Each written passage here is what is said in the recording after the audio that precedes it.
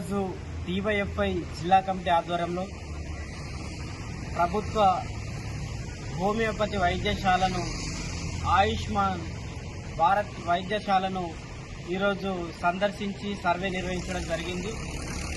ఈరోజు ప్రధానంగా ఇక్కడ అనేకమైనటువంటి సమస్యలకు నిలయంగా ఈ వైద్యశాల ఇక్కడ ఉన్నటువంటి పరిస్థితి చాలా స్పష్టంగా కనిపిస్తూ ఉన్నది.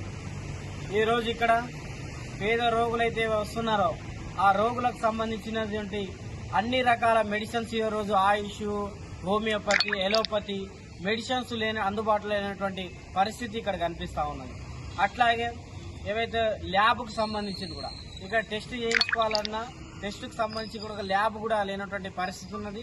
వెంటనే ఏదైతే వైద్యశాల ఉన్నదో ఆయుష్మాన్ వైద్యశాల ఉన్నదో వెంటనే ఇక్కడ ఒక ల్యాబ్ను ఏర్పాటు చేయాలని చెప్పేసి కూడా డివైఎఫ్ఐ డిమాండ్ చేస్తూ ఉన్నాం.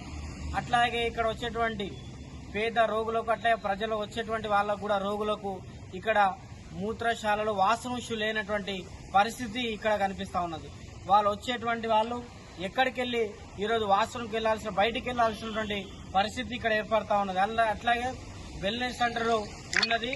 వెల్నెస్ సెంటర్ ఉన్నా కూడా దాన్ని ఎక్కువ మొత్తంలో ఇక్కడ ఉన్నటువంటి యువకులను కావచ్చు, ఇక్కడ ఉన్నటువంటి ఏరియాలో ఉన్నటువంటి ప్రజలను కావచ్చు ఈరోజు ఉపయోగకరంగా లేనటువంటి పరిస్థితి ఇక్కడ చాలా స్పష్టంగా కనిపిస్తూ ఉన్నది. కాబట్టి ఇక ఏవైతే మెడిసిన్ ఇష్యూ ఉందో మెడిసిన్కి సంబంధించింది మెడిసిన్ పూర్తి స్థాయిలో ఇక్కడ పెట్టాలని చెప్పేసి కూడా డివైఎఫ్ఐ జిల్లా కమిటీ డిమాండ్ చేస్తా ఉన్నది. అట్లాగే చిన్నపాటి వర్షానికి రోడ్డు మీద ఉన్నటువంటి నీళ్లు మొత్తం కూడా ఇక్కడ వస్తున్నటువంటి పరిస్థితి అని చెప్పేసి కూడా ఇక్కడ ఉన్నటువంటి వాళ్ళు చెప్తున్నటువంటి పరిస్థితి ఉన్నది.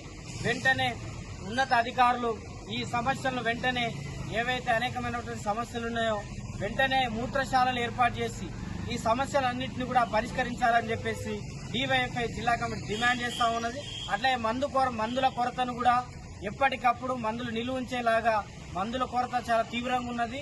వాటన్నిటి కూడా పరిష్కరించాలని చెప్పేసి డివైఎఫ్ఐగా డిమాండ్ చేస్తా ఉన్నాం. నరేష్ పటేల్, డివైఎఫ్ఐ జిల్లా కార్యదర్శి, కరీంనగర్.